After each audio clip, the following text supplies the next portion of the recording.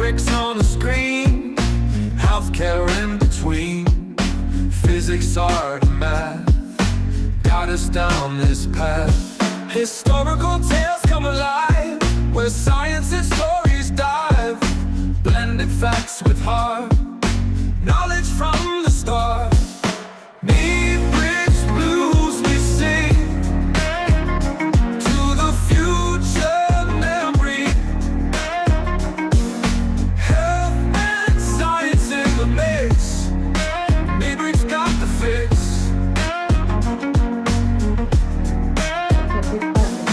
Complex subjects made clear. Every episode with cheer. Ramona leads the way, explaining day by day. In the world of digital streams, turning knowledge into dreams. Through the tales of old, new stories unfold.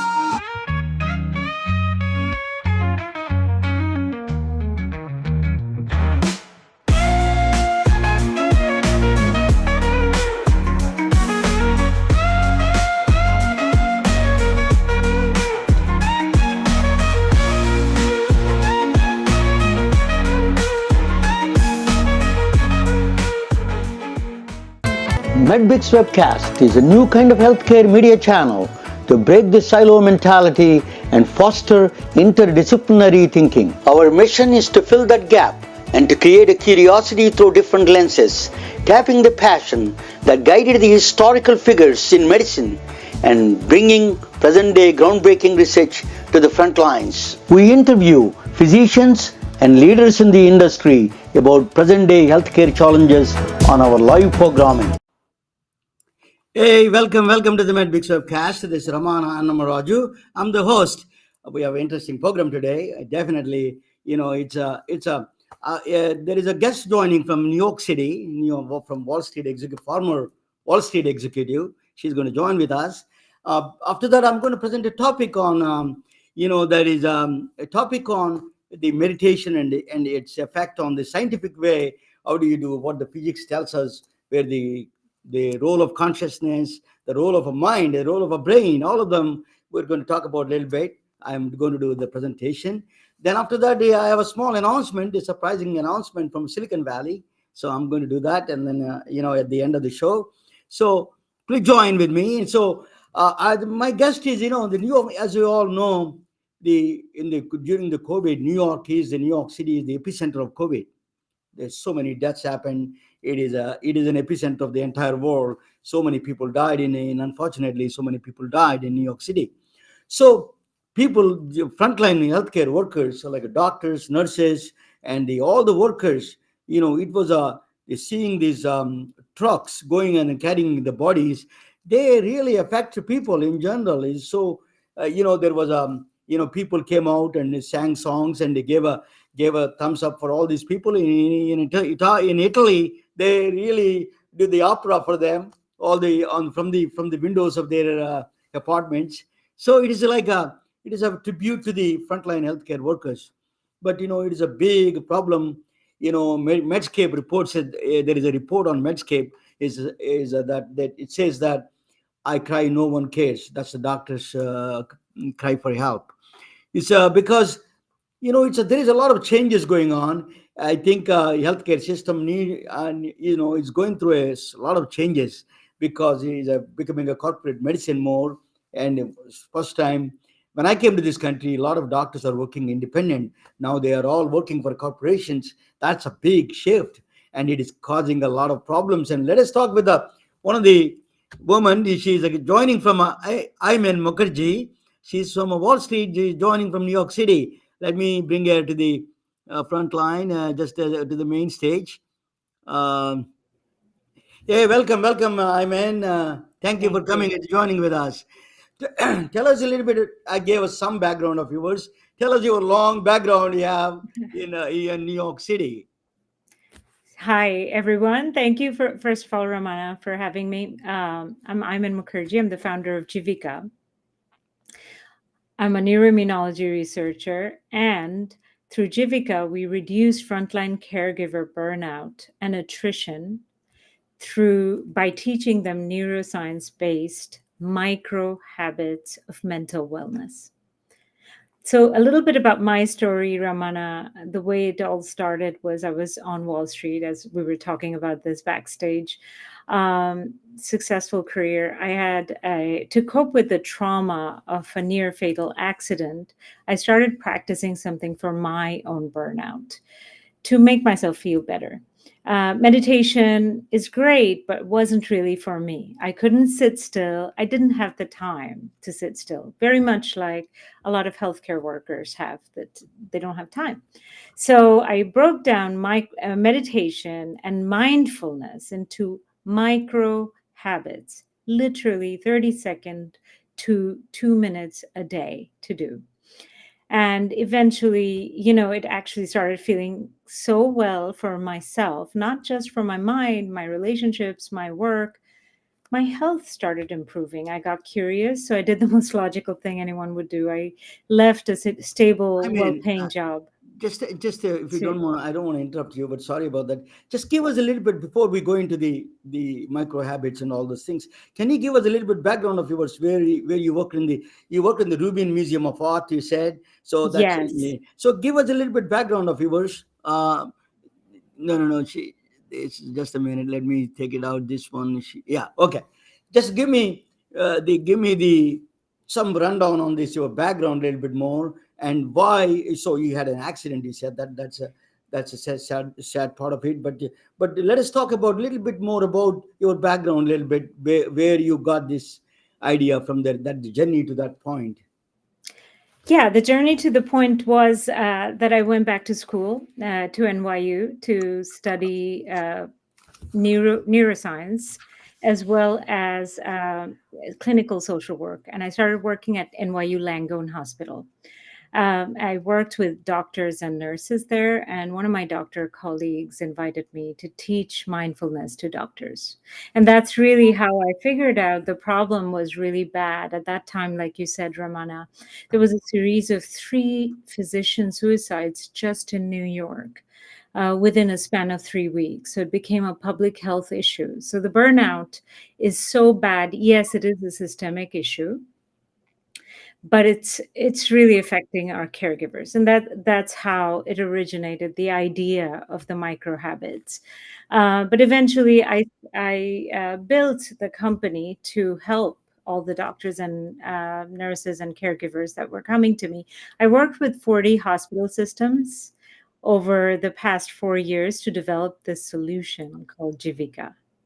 It's an app based program that's offered to hospitals. Okay, very good. So let me ask you a question. And there's a little bit. So your meditation, Langone Hospital. I. There's a long history of meditation. Sam Parnia is one of the doctors there. He wrote a book on the awake, and I did a consciousness studies. He did quite a bit of awake after the cardiac arrest. What are the situations Yeah. where he was very popular. Langone was also very popular with the placebo. Sorry, the effect of psychedelics. They did a Yes. lot of psychedelic Yeah. medicine there. Yeah. So Langone is a very well known in that sense. You learn from a very top school, top place. Thank So you. tell us a little bit about that. What you felt. Were you there during the COVID time or Yes, yes. So I actually started Jivika right before COVID started. okay? Um, and then I had about 10 clients at that time, 10 hospitals working with me, and most of them were in New York. And as you said, New York was hit so badly. I started offering at one point when COVID hit. One of my clients was SUNY Downstate, and SUNY was used as a morgue for a lot of the people that were dying from COVID. So their physicians were really burned out. And I was basically, that this is my calling. Although I have a product, I work as a B2B business, but at that time, the human side of me was more, trumping on top of everything else. So I basically started doing free sessions for all these affected hospital workers. I said, okay, every week I'm teaching you micro habits that you need to handle the stress that you're going through. So that was a very tough time, and actually recovery started happening since then. I know it was extremely traumatic, COVID, but just to give some background, burnout actually in medical system was not an uncommon thing to happen even before COVID started. COVID just accelerated the process, brought it to the forefront. But it was always there. Burnout was there. So let me, one of the things is that there is a lot of research going on right now. The Dr. Bill Frist, he's a cardiac surgeon, and he is a senator. He was one of the, I lived in Nashville for a while, so he was very well known gentleman up there, and they own a HCA Hospital Corporation of America. They own, Yeah. and he was talking about greeneries. You watch a lot of green stuff, and you go outside and see the Yeah. green stuff. It will reduce, and the amount of stress goes down. That one of the micro habits. Maybe you can tell us a little bit about that. What are those micro habits are? Yes, I actually love that idea, by the way. There is so much truth in being in nature. And that is definitely a habit that we should all have. I live in the city, New York City, which is a concrete jungle. But even then, there are moments of solitude in nature that you can find little parks or wherever it is. But the micro habits in general are, so our app has two kinds of micro habits. One is micro habits that you learn individually every day. And I'll give you an example, and I'll guide you through it. And the other type is micro habits that you practice with your groups, because doctors and nurses spend significant amount of their days with their colleagues. So that's a great place to learn calmness and do it together. And there are lots of studies, of course, on Just peer give me one support and so example on. of one micro habit. What is an example of micro habit? One example, just you're sitting right now, right? Yeah. Notice the sensation at the tips of your 10 fingers. Just zoom in on the 10 fingers. Notice if you're feeling any buzzing sensation, numbness, or maybe nothing. Notice the temperature of the air touching the hands, the skin of your hands. Take a deep breath in and let it go.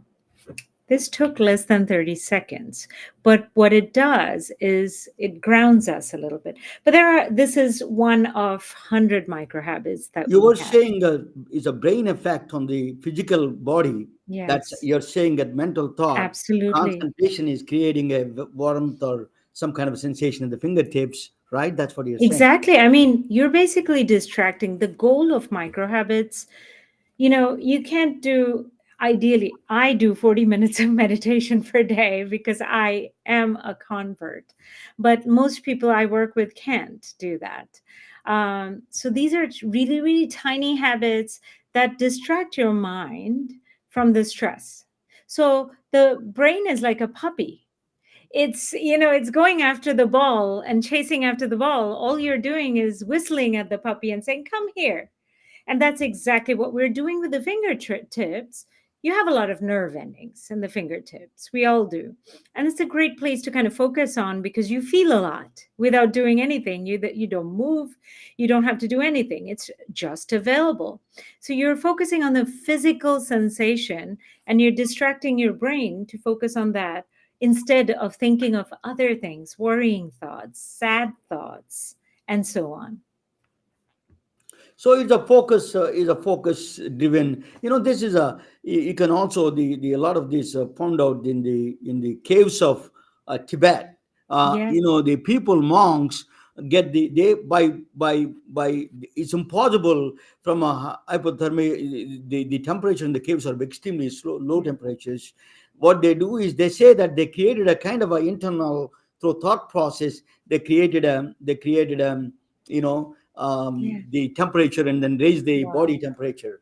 So it is a power of the mind, right? That's a proven. Absolutely, absolutely. And we all have access to that. So it's just a matter of training the mind to use it.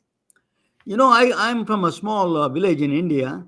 I grew up in a village, and then I had right across my river, there is a river there, right across the Mm. river, there was a yogi was sitting there. He was in constant meditation, 24 hours a day. Okay. So we went there. It is we used to watch him. He's just a rotunda. It's a Mm. concrete rotunda, just circular Yeah, thing. yeah. There is no doors, nothing. He has to, if Mm. he wants to come out, he has to take a ladder and come out. So we want to watch him every Shivaratri, and which is a Lord Shiva's day. He used to come Mm. down and meditate again for 8 hours. He doesn't never moves for 8 hours, Wow. and then he goes back. Only once a year he comes out, and we are kids and we wanted to watch him. Is he stealing money? He's stealing, sorry, food. He's stealing water somewhere. We really did a lot of surveillance on him. He Yeah, never did. He never got anything. That surprised me because it's outside of the village. yeah. Even the village itself is a Wow. rural, and then outside of the village is still further rural. Yeah, Possible to survive there. So yeah. it bothered me as a scientist, as a physicist, and it Yes. bothered me. And after learning the medical field, it's bothered me more. So what we when I came across this autonomic function, which Yes. is the EKGs that we do the testing of autonomic testing. I found out in the EKGs they found Mm. these monks. They found these variables. Autonomic function means the Yes. functions that are automatic functions be Yeah. controlled by, we can control them, right? Which are Mm. automatic. They are functions, Mm. digestion, seeing, and everything.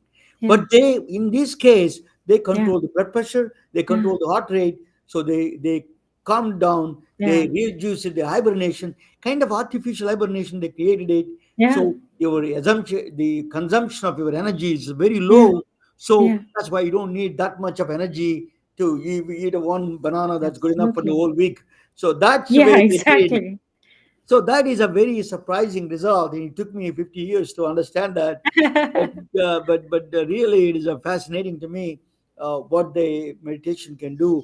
And then Yes. actually, the presentation I'm going to do is going to talk about that a little bit. Okay, but anyway, micro. What is your micro habits? Just give me one more thing that you do. If a Yeah. doctor comes to you, and what do you do with them? What do you Yeah. teach them? One of the things that is Or a very nurse? interesting. Yes. So, the example I gave you, Romana, was along the lines of reducing stress directly, right? Another example that I'm going to give you is for increasing productivity. And I use that with a lot of physicians that are doing surgery. So one example is a group of cardiothoracic surgeons for pediatric unit in Canada. They came to me, and all I did was basically coached them. It's almost like a trainer at the gym, except the trainer is for the mind here. Coached them something called, for example, visualization. And the micro habit around the visualization exercise could be something along these lines. Every Sunday evening, and we could all do this. First of all, take a moment to relax your body. That's the first thing. We have to relax our bodies to control our or manage our minds. So relax the body, the shoulders, the jaws, relax, separate. The breathing relaxes, and eyes may be closed. And then we visualize a our goals, what we want to accomplish by the end of the week. So we're planning out the Sunday, Interesting. on the Sunday. I like that. And basically, thank you. And basically, you visualize those goals coming true. So think of just one goal that you want to accomplish this week or next week, in the next 7 days. Imagine in every detail that you're working towards the goal and it's coming true. How does it feel when it comes true? Where are you? Who are you celebrating with? And once you do that, you open your eyes, write down the steps to get there, and assign dates that you're going to do those tasks. Now, this is a proven technique used by surgeons, but also it was studied at Cleveland Clinic, which is one of our clients, last year. So they took two groups of people that were all trying to increase their bicep strength. The experiment group had was going to the gym at the same time as the control group with the same regimen, but they were doing something else. They were being guided to visualize, just like we did before the exercise, and then did the exercise. In a month, they were both groups were checked for their strength of bicep. You could only imagine which one was stronger. It was the experiment group that did the visualization. And then the scientists went one step further and they checked their brain waves. And the cortical potential was actually higher for the visualization group, especially for the visual motor cortex, because they were essentially activating the part of the brain that is usually activated when something is happening. So you're tricking your brain to feel that it has happened in your mind, and then you're following through. I am in Silicon Valley. I attended a meetup called consciousness hacking. So what they do Yes. is they use a technology, use a virtual reality VR to and the neurofeedback combinations. Mm. They use it, bring it down immediately. People with a monkey brain like me, I'm all over the place, and then just to calm them down, they use this what do you call this virtual reality to simulate the experience of our Mm. nature. Mm. I immediately what we found out is that it reduces that the if you check EEG Mm. electroencephalograph, their brain waves, it is almost beta to alpha waves. They're switching very Yeah. quick. So Yeah. there is a power of that technology. I don't know whether you Totally. use the technology or not, but that is a one area. We Silicon Valley do. or In everybody's. fact, we're partnering with an AI company called Hume AI, and they gave us a grant to work with their API. So what we're going to do is we are using that AI to predict, or rather interpret, the sentiment in the voice. So if while I'm talking to you, Ramana, the AI would say, "Oh, Ayman," it will pop up on your screen and say, "Ayman sounds excited." So ask her this question. And then it becomes a micro habit practice between the two of us that's prompted by the AI. Is it that's the only way you do that? Focus on the mind. Can you do if I love physics or I love something a movie? Can Yes. you get that attention? Can you Yeah. achieve that kind of thing by distracting something else? I think so. I mean, not just me subjectively thinking, but there are lots of studies on the flow state. So, an artist, when they're producing art or music, you check their heart rate or heart rate variability even. It's very healthy, and it's probably because they are achieving that meditative state. So actually, I studied physics. I have a degree in physics in undergrad, by the way, Ramana, so we have that in common. I love physics, and it shows us that life's mysteries cannot be solved by in the lab. But yes, to answer your question, if you love physics and you're watching a video on quantum entanglement, which is the big thing, discovery now, you know what? You're going to see improvement on your wearable device. In fact, one of the things we are going to do is integrate the micro habit practice with the wearables, because we are measuring before and after heart rates and heart rate variability. And I should mention, we did an NIH study with medical students at Mercer University down south, and we basically did it for 8 weeks. We did before and after of biometrics as well as psychometrics. Huge change in depersonalization and fatigue. So, and that's a great. I do think all medical students should be practicing micro habits because they're in for a roller coaster ride. I like your idea about this. One thing you told me that's very interesting. Focus on what is the week's the end of the goals or week Yes. goals. That's a great habit to have. It's a really powerful. So Yeah. you will have some achievements in the. That's a great advice. To be honest with you, it's very impressive. So that's actually. Let me extend my presentation. Is a thought. A thought itself, how it affects the body functions in the scientific way. I'm Mm, going to present that, and then after that, I come back and ask your website and what is your contact absolutely. information.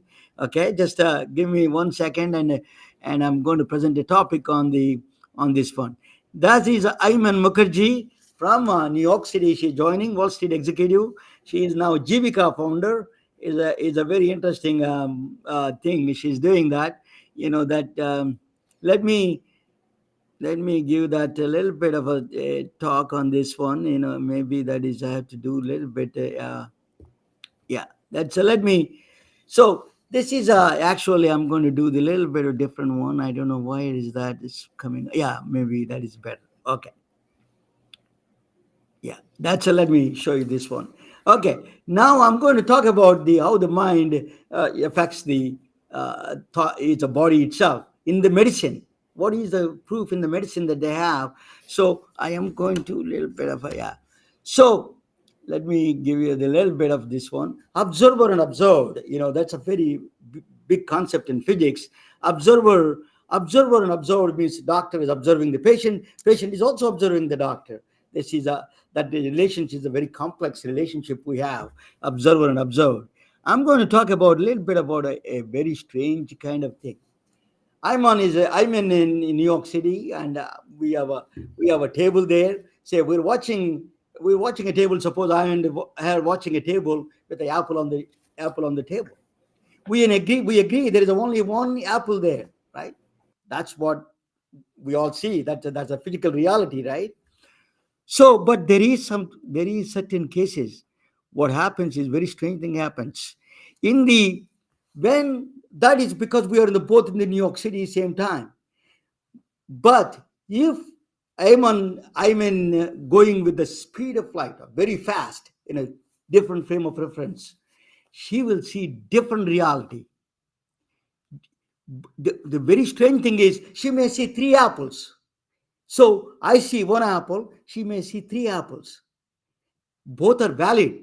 It's a very strange. These are both are real too. So that is a very strange. It's not just a concept. It is not some mind creation. It is a real. That is, this concept is called very bizarre concept in physics. It's called Monroe effect. It is called Monroe. Let me. Yeah. It is called Monroe. William Monroe is the one from Canadian physicist proposed this quantum field theory. He came up with the equations that says that in an empty space there is if somebody sees empty space cold, nothing is there, but an observer going in accelerated pace can see thermal bath. That means he sees something there. There is nothing for you, nothing. Something is there for somebody else. If you extend that thought process a little bit, I'm free to extend a little bit in an artistic way. That means both are real. I can eat only one apple there. She can eat all three apples. That is real. Both are real in the same thing you are watching. Both references that so it's a reality is in question itself. This is a quantum physics. Reality is very funny that how the reality is absorbed by people. That is so. I'm going to play a video just to quickly gives you a little bit of a yeah. Let me. And here we are, the granddaddy of all quantum weirdness, the infamous double slit experiment. To understand this experiment, we first need to see how particles, or little balls of matter, act. If we randomly shoot a small object, say a marble, at the screen, we see a pattern on the back wall where they went through the slit and hit.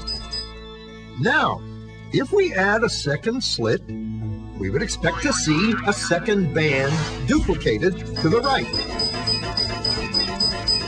Now, let's look at waves. The waves hit the slit and radiate out, striking the back wall with the most intensity directly in line with the slit.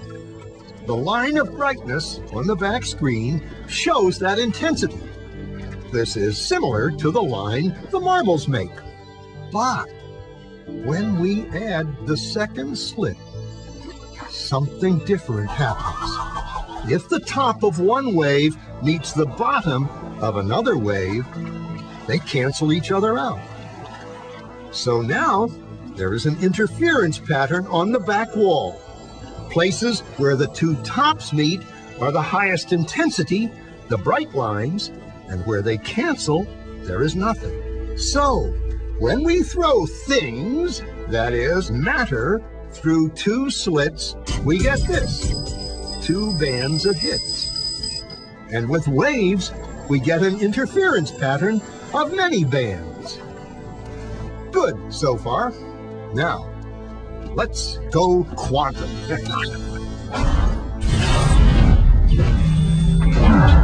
An electron is a tiny, tiny bit of matter, like a tiny marble. Let's fire a stream through one slit.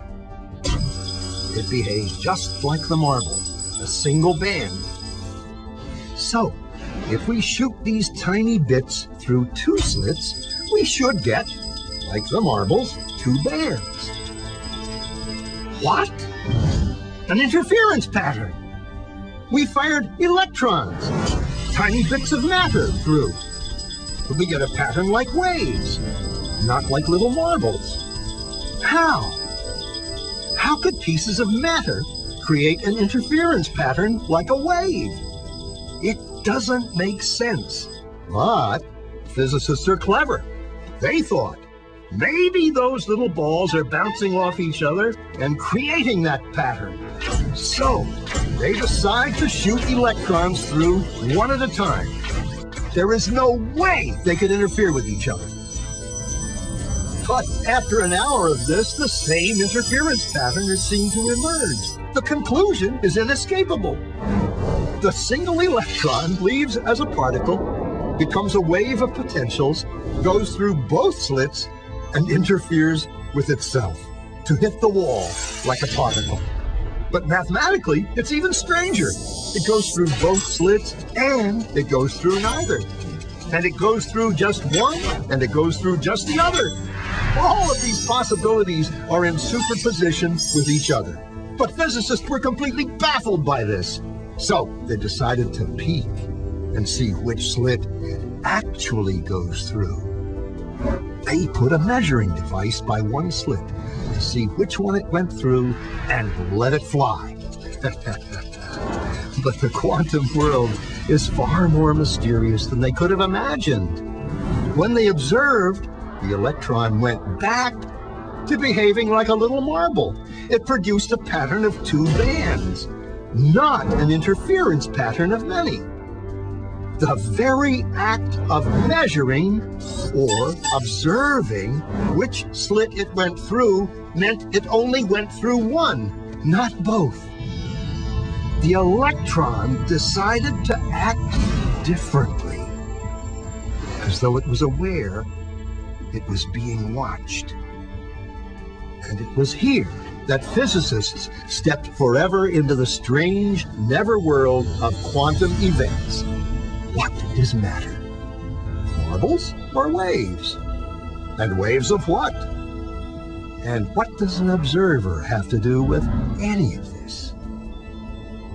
The observer collapsed the wave function simply by observing.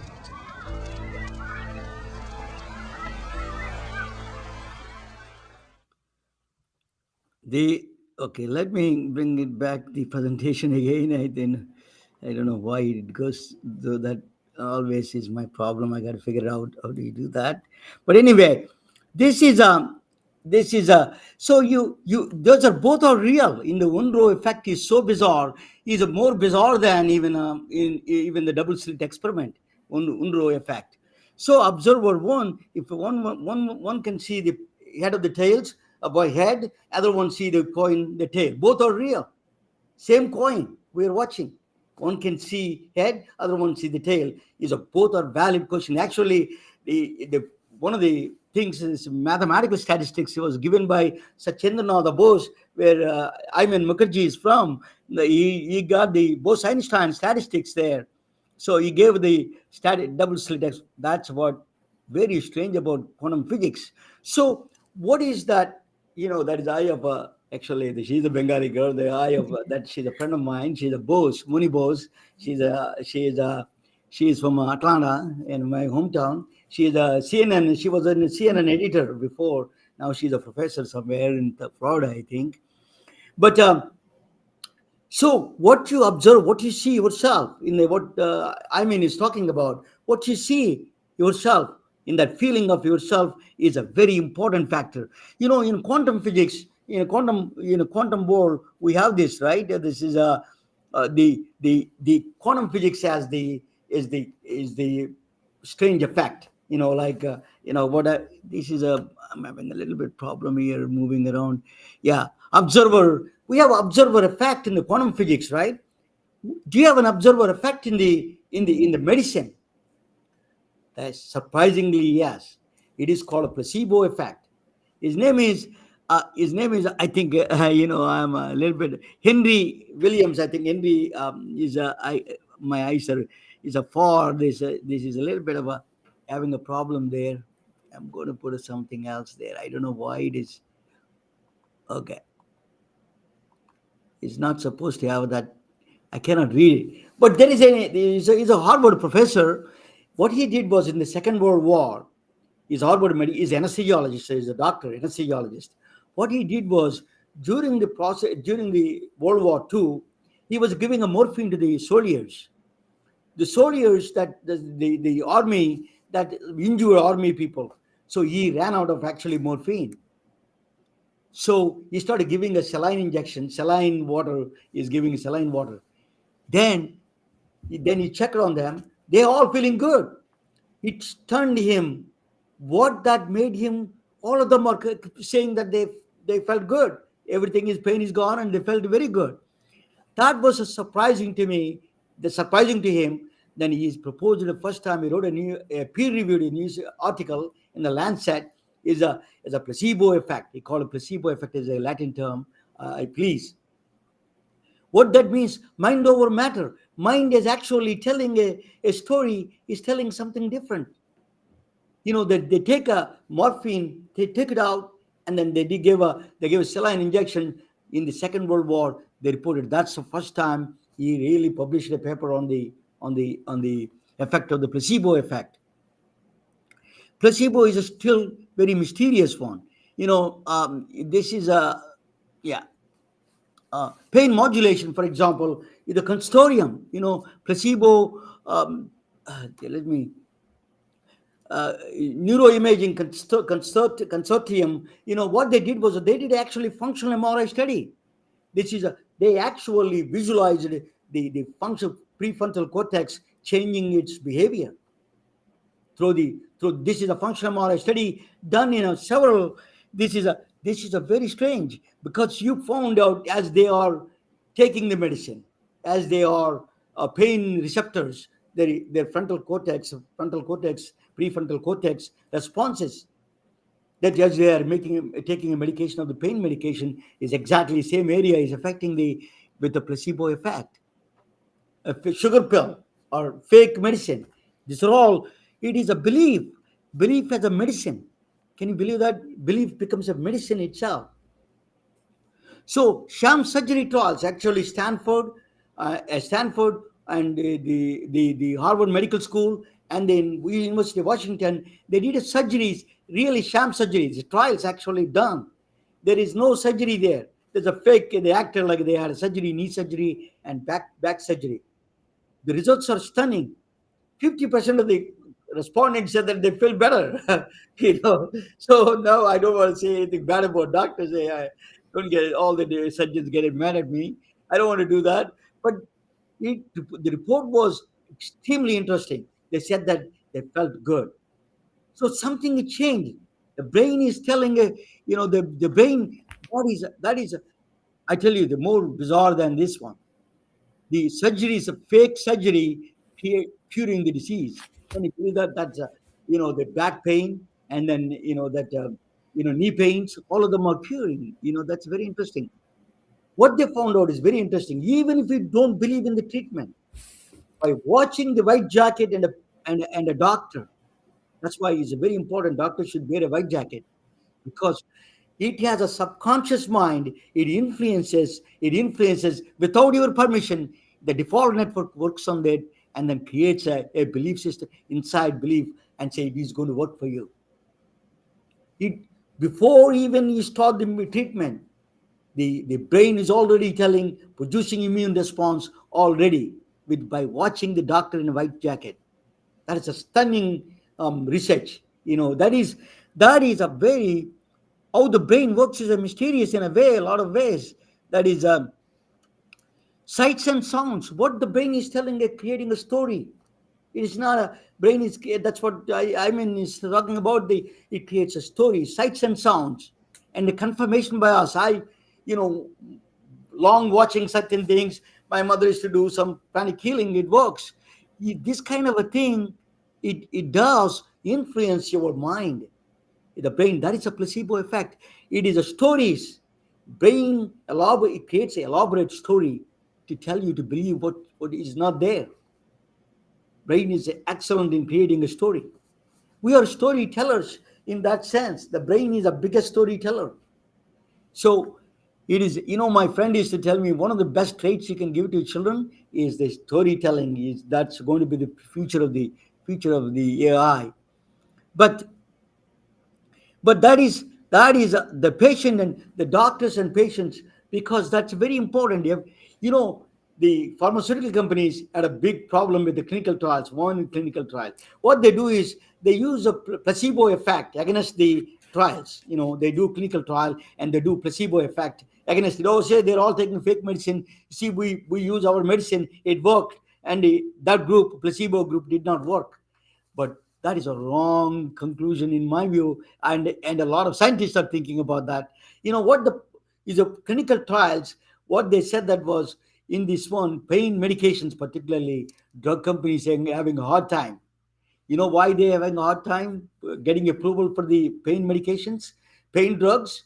The reason was that placebo effect is overtaking. Actually, 80% or 90% of the people said that placebo taking people felt cured. So the real medicine has no value. So this puzzled the pharmaceutical companies. They're constantly complaining about it. Actually, so what is the best? That is, the doctors know the medicine works, but it's not effective.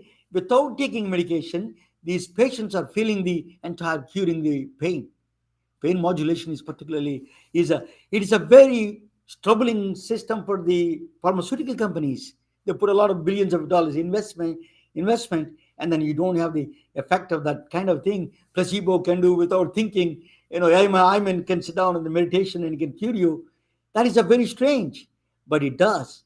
That's one of the things that they suggested back. All the scientists suggested back to the pharmaceutical companies: don't compare the placebo effect. The placebo effect may be real, so you need to compare other competitors rather than a placebo. So that's better for you. That's what they said. So placebo is actually what the clinical trials do is a wrong way. That's a wrong assumption. Placebo is not really working, and the clinical trials of my drug works is a very fluidish thing that is not real in that sense. But anyway, it is a so what is that brain is telling us? A absolute storytelling is a brain gives a very elaborate story. Touch and feel and smell and everything is a story creation. When you're driving, for example, I was watching in the PBS story, that is, there is so many things in the brain goes, and then it eventually combines all of them together and gives you a story how to drive. It's just a simple thing. It makes it easier for you to drive. So Dr. Rita Sharon from Columbia University, New York, actually wrote a book called a narrative medicine. You have to listen to the stories of the patients. That is a story, is a between the story exchange between the doctor and the patient, listening to them, their stories, their illness stories, really curing a powerful effect on the powerful effect on the patients. That's what they said. It is a it is a narrative medicine. That's called, actually the field is called a narrative medicine. That's because of that placebo effect, because of that listening to their stories, patients listening to the stories, your compliance rate went up, your drug taking, that your placebo, it is really feeling then also a mutual shared decisions. If you want to go to surgery or you want to do anything, all of them are, people can follow much better. There is a lot more patient-centric healthcare emerged from this kind of a placebo effect. So placebo is a really mysterious thing. You know, uh, what happened? Are you there? I'm in. Are you there? I'm here. Okay, I don't know why it is not moving, but something, I thought frozen my system. Okay. Well, I will bring you back. And what John Wheeler said, that let me bring it back. And I don't know what is happening there.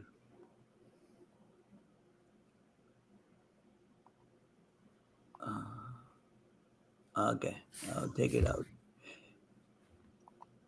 Okay, that's very good. So what John Wheeler said, that is, if you go into the see, actually I have a slide on that one, the last slide.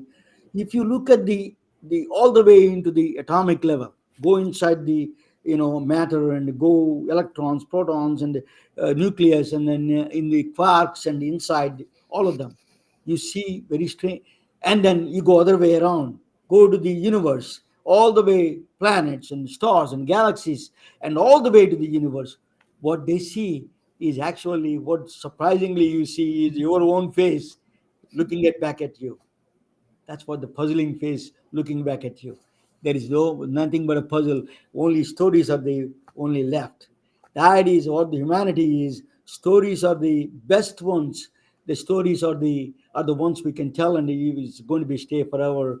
Beautiful stories always a power, and it has a power to heal. Beautiful stories. That's what this is a placebo effect is. So thank you for watching, and let me talk with So did how do you like my presentation, Ayman? I loved it. I loved it. The way you explained the double slit experiment was so good. I've seen others and they didn't do such a great job. So really impressive. And of course, ultimately the mind has so much power, as you said, that we have to harness that power. We have to believe that we could actually change the way we think or perceive stress. Yeah, a lot of times that's a problem, right? So that our mind tells a lot of things, negative emotion. The Yeah. placebo against the placebo, the other side of the placebo is a nocebo, they call, is that what they do, it does is, when you create a think about negative things, it accelerates your diseases, it accelerates Oh, your yeah. it works against you. Yeah. So we all from India, you and me from India, we really Yeah. left that tradition of people we come from. We studied Western medicine. A lot of doctors studied Western medicine, and then a lot of things we forgot this meditation and Yeah. pranic healing. It's why we need Americans, or Western world is Yeah. is embracing this kind of a new things. Yeah, exactly. So what do you think of what do you think that how do you this popularity is real? And then tell me a little bit about how do your encounters with the people, what they say, what this meditation experience of yours with Yeah. the people. Well, the people I work with are scientists and very skeptical. So, um, the goal there is to give them something that's really practical and evidence based. So each of the micro habits are indeed very evidence based. So each of them has proof that it works and at least several clinical trials behind them. Um, they love it. And also the fact that they're super easy to implement in their daily lives.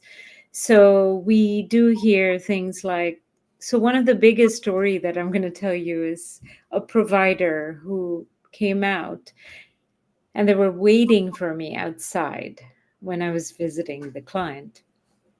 And they basically said, I have to share something and you're not going to.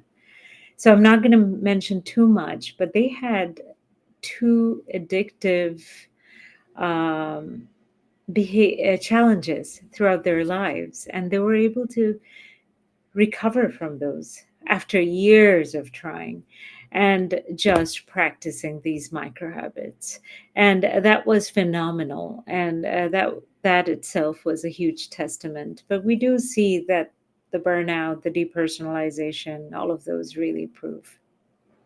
Give a little bit of can you give me your what is your website and how they can Yes, reach you, and yes, of what do you course. do when they call you? What do you do first thing you do? That's a great question, actually. So a lot of times it's word of mouth. But when someone reaches out to me, and that Yes. happens a lot, Yeah. we usually work with the hospital systems, and the hospital themselves pay for the subscriptions for their providers, because the return on this investment is so much higher than the investment itself, because they're saving. Basically, they're saving half of the salary of the person that could have been lost to attrition. So it's a huge, and we do save attrition from 13% to 0% after this. So it's a huge attrition savings. So when someone invites us, what we do is we share what the product looks like, and we do a 1 month pilot, and then we just roll it out. It's very easy to roll out a scalable solution. It's mobile based, so you really don't need that much infrastructure. I do train the trainer, so there is a small workshop element, but I train the in-house wellness team to do the workshops for Jivika. Navya, can you put your Navya? Can you put your website on her name? The edit the name for her Ye- Navya. Somebody, yeah. Ah, okay. Jivika, And right? my email address is Ayman at mindfuljivika.com. And the website is mindfuljivika.com. Mindfuljivika.com. Oh, sorry. Yes. So, I wanted to, yeah. So, are you doing it, Navya? But anyway, she is working there behind the scenes. But we are from India. You Yes. know that Ayurveda job born in India. Yeah, So it's absolutely. one of the thing is that food as a medicine. What do you Mhm. think of food? What role food plays in the health wise in that sense? I grew up in a Bengali household. We weren't vegetarians to begin with, but strangely, after the years, I have chosen to give up meat, and I do eat vegetarian food, and it does play a role, at least for my body. I've seen, and there are lots of documentaries on Netflix, obviously showing how food is medicine. So I definitely think that the pillars of health are the mind, which I teach, physical health, which includes movement and exercise, and nutrition. If we could manage all these three, we're good. Yeah, that's very important because that just even the mind alone is the Yeah. eating habits are Yeah, the I can eat same. at McDonald's every day and Yeah, meditate. That's not going to work it's not going to for work, my right? longevity, Yeah. for sure. So yeah, that's that. I don't know. I'm waiting for the Dr. Japra to come in, and But anyway, I'm going to show you that. I don't know why. Let me bring that slide back. Just a quick slide. I was able to see it, Ramana. Yeah, Yeah. the no. What happened was that yeah, that the Diwali function is coming this Saturday. There is a Yeah. that this is the John Wheeler said in the last one. Yeah, Diwali function, Dr. Japra, the Festival of Globe. I attended. I'm one of the fans of him. He's a cardiologist in practicing in Georgia. Sorry, in Silicon Valley, and then he's a very well known doctor. And he does a lot of community work. He said that he always, I admire him. He says that one third for the community, one third for family, one third for the job. He divided that kind of thing. It's a beautiful way of getting a life satisfaction. It's not easy that way. He did that. He achieved it. I was. They did. He has a temple also. He runs a temple. In that temple, we did a Durga Puja, and I attended a lot of Durga Pujas recently, last week or so. Beautiful, beautiful. I enjoyed it. Really, it is a very healing and different way. You don't have to be religious by looking at No. this Devi statues and all those things. You just feel good about it. That's a very powerful way of doing that. But anyway, let me take that. So please come down, and in the India Cultural Center that is being open on India Cultural Center in Milpitas. So on Saturday, please visit the website called fogsv.com. Okay.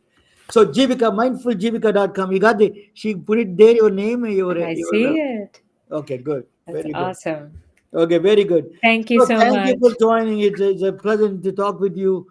So I would like to introduce you after this one, and let me see that if Dr. Japra is going to join. But thank you for joining. Thank you all. Thank Good you. night, all of you. 1 second. I'm going to play my closer statement. Telling their stories through our patented designs that can be worn on scrubs, t-shirts, printed on conference bags, and endless other promotional materials. Daily Wear for Medicine is the first ever of its kind to create curiosity in medicine through visual art. We at MedBricks are celebrating unsung heroes of the past who made enormous contributions to the field of medicine through our unique campaign called Daily Wear for Medicine. You can wear it, carry it, and give it